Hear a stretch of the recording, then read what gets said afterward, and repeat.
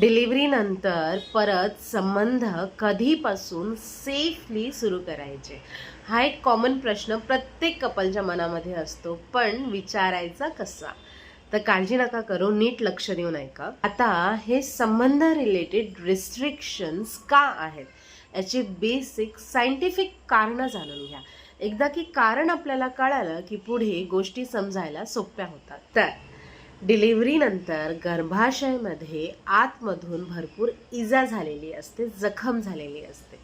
प्रेग्नन्सीमध्ये गर्भाशय एक मोठ्या आकाराचा असतो आणि बाळाला पोषणासाठी भरपूर ब्लड सप्लाय दिलेला असतो, प्लॅसेंटा असतो, सगळ्या गोष्टी असतात. तर डिलिव्हरी नंतर गर्भाशयामधून बेबी, प्लॅसेंटा, ब्लड सप्लाय हे सगळं असं बाहेर निघतं, तेव्हा ते खरडून निघतं, स्क्रीप होऊन निघतं. त्यामुळे गर्भाशयाच्या आतमधल्या लायनिंग्सला जखम होते. तर ही जखम भरण्यासाठी गर्भाशयाचा आकार हा परत आधीसारखा नॉर्मल होण्यासाठी, त्याचा ब्लड सप्लाय नॉर्मल होण्यासाठी, गर्भाशयाचे मसल्स हे परत रिकवर होण्यासाठी कमीत कमी 6 ते 8 आठवडे लागतात. त्याचसोबत पेल्विक रिजन म्हणजे योनीचा भाग, इथे सुद्धा भरपूर चेंजेस झालेले असतात आणि ते सुद्धा रिकवर व्हायला एवढा वेळ लागतो. तर नेक्स्ट येतं टाके. आता नॉर्मल डिलिव्हरीमध्ये वजायनामध्ये, योनी भागामध्ये वजायनल टेअर झालेला असतो, ती जागा फाटते, त्यामुळे तिथे टाके दिले जातात.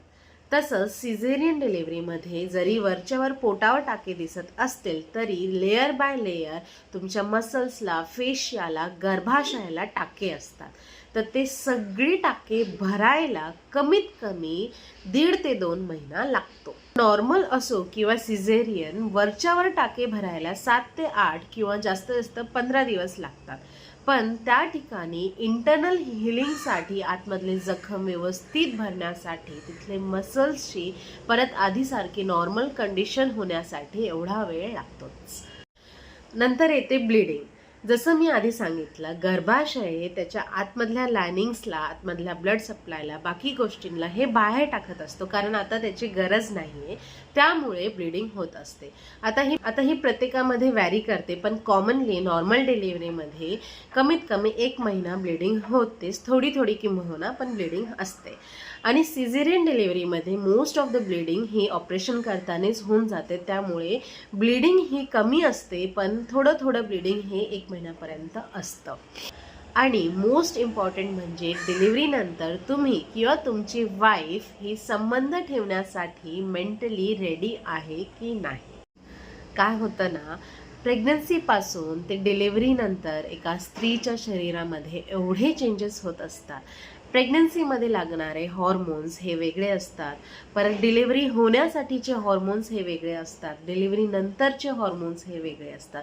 ह्या सगळ्या हॉर्मोन्समध्ये ड्रास्टिक चेंजेस होत असतात आणि त्यामुळे त्या स्त्रीमध्ये फिजिकली चेंजेस तर दिसतातच, प्लस मेंटलीसुद्धा खूप सारे चेंजेस दिसून येतात. सततची इरिटॅबिलिटी, चिडचिडापण, मूड स्विंग्स, अँगर, राग येणं, अशा बऱ्याच गोष्टी तिच्यामध्ये दिसून येतात.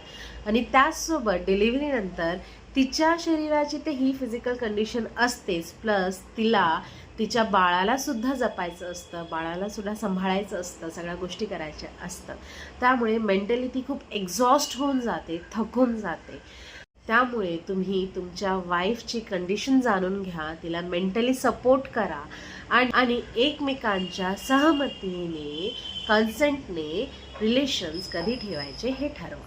तर ओव्हरऑल कन्क्ल्युजन काय, तर नॉर्मल डिलिव्हरीमध्ये कमीत ते कमी 6 ते 8 आठवडा म्हणजे 1.25 महिना तुम्ही रिलेशन ठेवू शकत नाही. आणि सिझेरियन डिलिव्हरीमध्ये कमीत कमी 8 ते 12 आठवडे म्हणजेच 1.5 ते 2 महिनेपर्यंत संबंध न ठेवलेले योग्य असतं. आणि त्यानंतर सुद्धा रिलेशन ठेवताना, संबंध ठेवताना प्लीज प्रिकॉशन्स, कॉन्ट्रासेप्शन्स यूज करा, कॉन्डम यूज करा किंवा टॅबलेट यूज करा, जे काही आहे.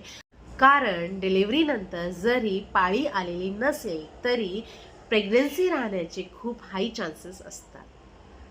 आणि जर ह्या ड्युरेशनच्या आधी संबंध ठेवले, म्हणजे 1.25 महिन्याच्या आधी जर संबंध ठेवले गेले तर काय होऊ शकतं, तर इन्फेक्शन होण्याचे खूप चान्सेस असतात. हायर इन्फेक्शन होण्याचे चान्सेस असतात, कारण गर्भाशयाच्या आतमधली जखम, योनीची जखम ही ओपन असते, त्यामुळे ती नीट हील झालेली नसते. टाके हे फाटू शकतात, जास्त प्रमाणात ब्लिडिंग होऊ शकते आणि रिकव्हरी प्रोसेस आहे, हिलिंग प्रोसेस आहे, ती डिले होऊ शकते, लांबू शकते आणि त्यामुळे सगळे मसल्स हे परत व्यवस्थितपणे रिकवर नाही होऊ शकत. त्यामुळे ही कालावधी फॉलो करणं खूप गरजेचं आहे.